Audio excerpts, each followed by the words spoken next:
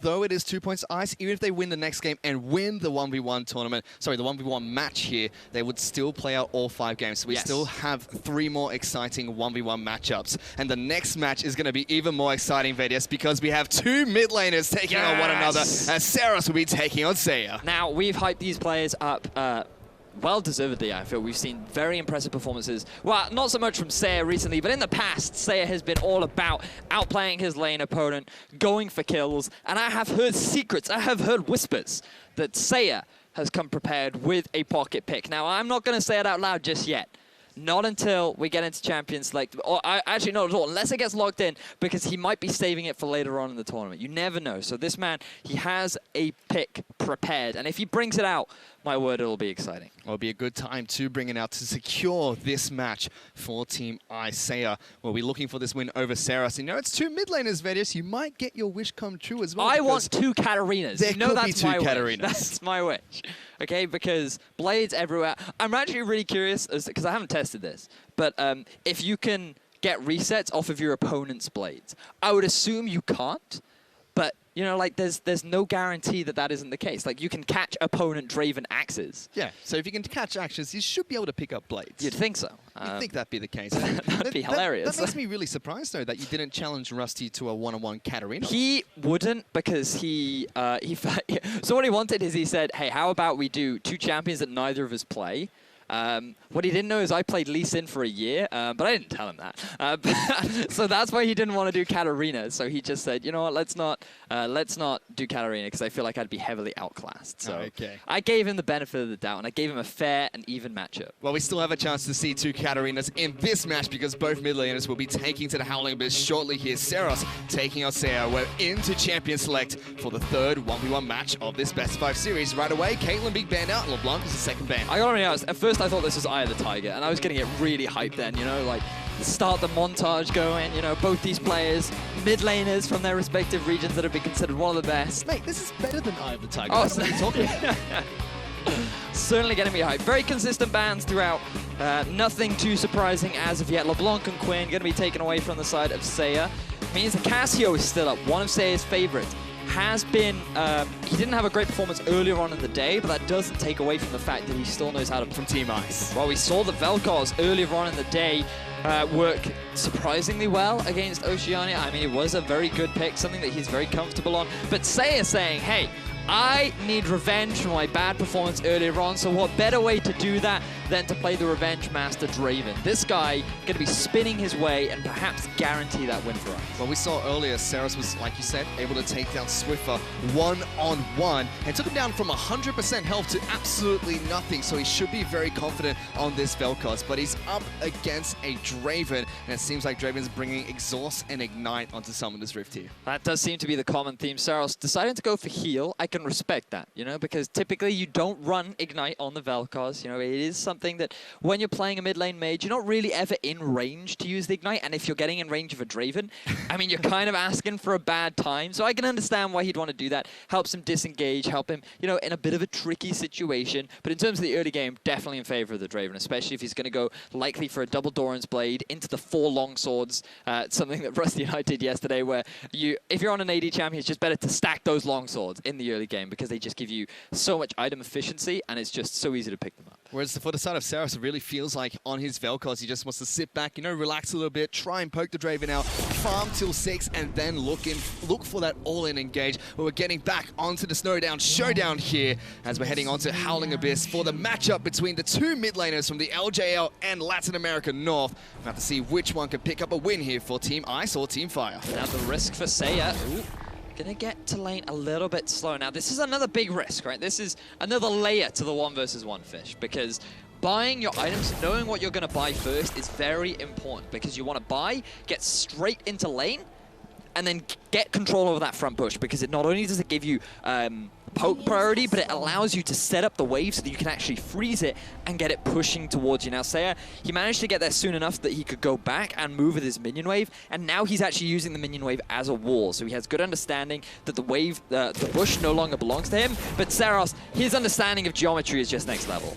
Yep, the geometry tentacles from Ceros is enough to get the first poke down on towards Seiya. For now, it looks like just going to be farming it up to start things off. Seiya catching as many axes as possible. Unfortunately, no more bleed applies from Draven's passive. No. That was taken out quite some time ago, so no passive available for Seiya. And even if he gets a kill, he's not going to be able to take advantage of the gold, so he's effectively got no passive. But he is Draven, so he'll still get adoration. That's all he really needs here. Now, the problem Ceros has is in the early game, because he's decided to go Q for the harass, he doesn't actually have that much wave clear, which is why Seiya has been able to get the early shove on. But the moment Ceros gets level 2, he'll start being able to push the wave back in his favor. Right now, he's just doing what he can. He's actually doing a good job of last hitting, but Seiya's punishing him very well. He certainly has, poking off Ceros here. Both of them started with a Doran's item, Doran's Blade coming out from Seiya, Doran's Ring coming out from Ceros. So they'll have 1 potion for the AD carry and 2 for the AP mid laner.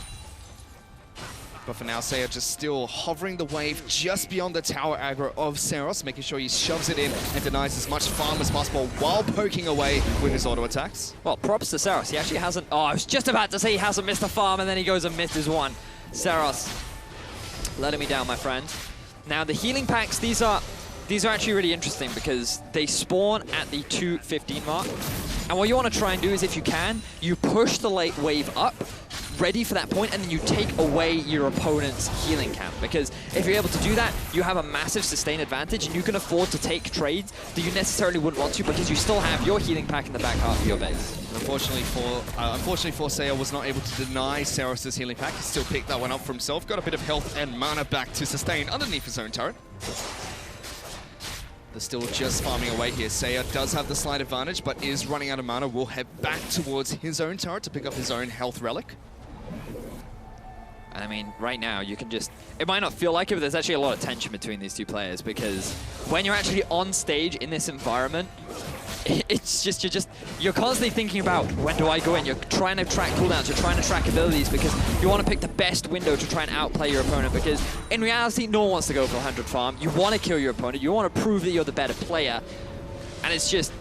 Even though it looks slow, even though it doesn't look like that much is happening, there's a lot of tension right now on the Rift. We saw just then, Ceros drops a spell rotation, clears out the wave, heads back to base, and picks up another Doran's Ring for himself, as well as a cloth armor. Seiya giving up 1 minion to hold the wave closer towards his turret, and he'll head back to base and buy as well. Thing is, that's actually going to push the wave much more heavily towards Ceros. I suppose, given that Seiya does have the farm advantage, he's okay with this for now.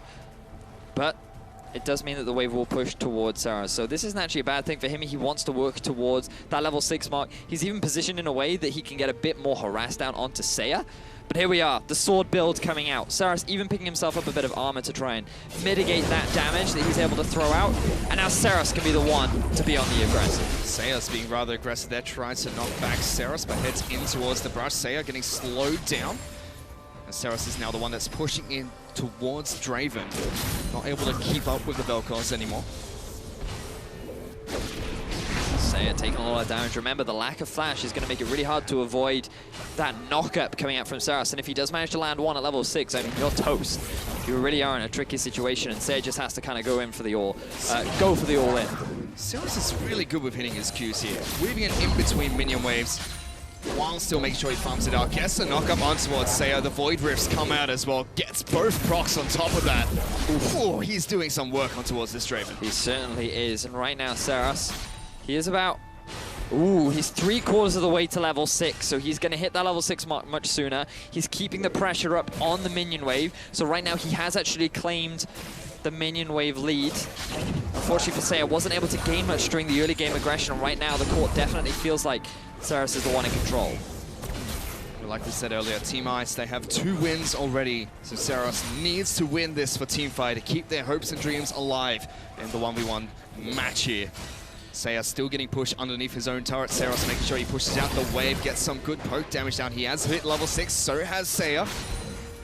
Seiya has taken quite a bit of poke here. The health relic will come back up. Ceros is not able to deny that away from Seiya. And ultimate being used by Draven just to clear out the minion wave. Yeah, he realizes that what Ceros is trying to do, he decides that the best thing for himself to do is just go back, pick up some items, and try and reset the lane because it felt like that Ceros was the one with more control. And it looks like he's actually decided to go for the Glacial Shroud. So he's picked himself up more mana, definitely makes a lot of sense. He's gotten himself a bit more cooldown reduction, but his damage is going to be a little bit more lacking. So perhaps he feels that, hey, I don't need more damage, given that my ultimate does true damage.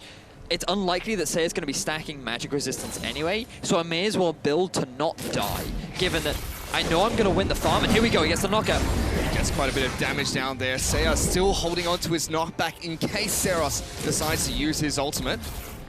Still good poke coming out from Vel'Koz, making sure he shoves the wave underneath. Draven's turret has a nice minion lead for himself on top of that. Seiya avoids the knock-up, still trying to chase Ceros down, pops up a health potion for himself. He has a Vamp Scepter, so will be able to sustain quite nicely as he auto-attacks these minion waves. You've made many good points there, Fish. In particular, the E Draven. I quite like the fact that he has, Ceros has to play around that as Seiya. Playing way more aggressively now. The sustain doing him so many favors. You can see getting a chunk of health back, and it's really helping him actually against the Ceros matchup. So Seiya using his ultimate early on to shove the wave and get this back has actually done him a massive amount of favor, and now Ceros may only have the option of playing for farm. The farm is 62 minions to 63 minions. Incredibly close between the two players here. Seiya being a little bit aggressive, trying to chase Ceros down. The Void Rifts are coming out, looking for that little bit of extra damage. But neither champion willing to pull the trigger just yet. Vel'Koz still coming out on top with the poke damage. A lot of poke, as you rightly said. The sustain slowly falling off because Seiya keeps taking that harass. But 2 farm in the favor of Ceros. I feel like he wants to go for the all-in, but he hasn't quite seen an opportune moment. And Seiya right now just trying to keep the wave as even as possible. And again, using his ultimate just to clear out the minion wave. Ceros sees Seiya going back to base, immediately stops his recall. Stays in the lane, making sure he can go toe-to-toe against the Vel'Koz, who has about 3 minions more than Seiya at the moment. Still incredibly close. Seiya might just have to go in for some kind of all-in commitment to try and force Ceros away from some of the farm. But, I mean, if he just keeps playing this stall game, it's not going to work out for him as he just keeps taking the poke. Looks like he's trying to do just that. Keeps running right behind the minion wave, but Ceros keeps poking him out, making sure he can't go in for that all-engage, but it has given Seiya some breathing room. He's slowly pushing this minion wave towards Ceros. Both of them a little bit low on mana. He's chasing him down. Another good slow comes out from Ceros. Stops Seiya from getting even one auto attack off. And this is so hard for Ceros because he wants to ult, but he knows that Seiya has the E up. So if he ever throws that ult up, then he's just going to get interrupted. And that actually gives so much room for Seiya to go for the all-in commitment because now that big damaging ability isn't available for Ceros anymore. But, I mean, now Ceros has a full minion wave ahead of him, right? It's 86 to 78. There are 3 waves left for Seiya to try and make some kind of a play. So that window is closing fast. He's a full minion wave behind Ceros at the moment, who goes back to base, picks up a Seeker's Arm Guard for himself.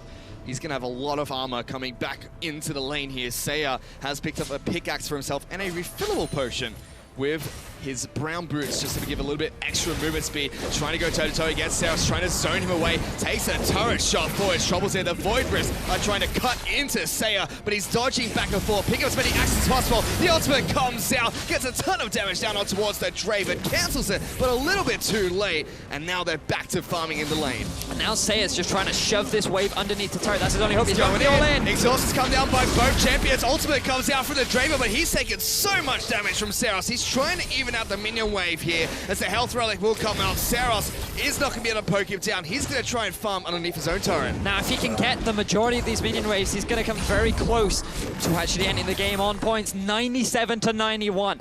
This is the moment that decides it all. Does Seiya go for the farm, or does he go for the all-in? Seiya has got to try and stop Ceros somehow. He's not auto-attacking the wave. He's letting it stay there. He runs straight towards Ceros, who gets an immediate Stop Q pushing down. the wave, Seiya! Stop pushing the wave! You're just asking yourself to lose. You need to stop. Let the axes drop, otherwise this is going to be it for you. Well, he's going for a Ceros being very patient. Only 1 minion has been denied. He takes a turret shot. Ceros looking for the damage. He's trying to farm it out. He gets the 100th minion and picks up a win for Team Fire. Ceros keeping Team Fire in the 1 versus 1 race, but it was so close, 100 farm to 96. And it was a catch-22 situation for Seiya because he needed to keep the axes up to keep that kill threat alive. But at the same time, he really didn't want to push the wave. Otherwise, he was just going to give the farm for Ceros to then just end the game. So it was a really unfortunate situation. He couldn't get the all-in. And But I mean, like, both players played it very well. It was just a matter of, unfortunately for Seiya, just losing a bit of farm here and there. Probably not as explosive as we would have liked between two mid laners from the team facing off against one another. As you take a look at the final moments there, Seiya taking a tower shot just allowed Ceros to pick up all the farm in the world that he needed. But props to Seiya for just slowly, or very carefully, that's the word I'm looking for, carefully guiding his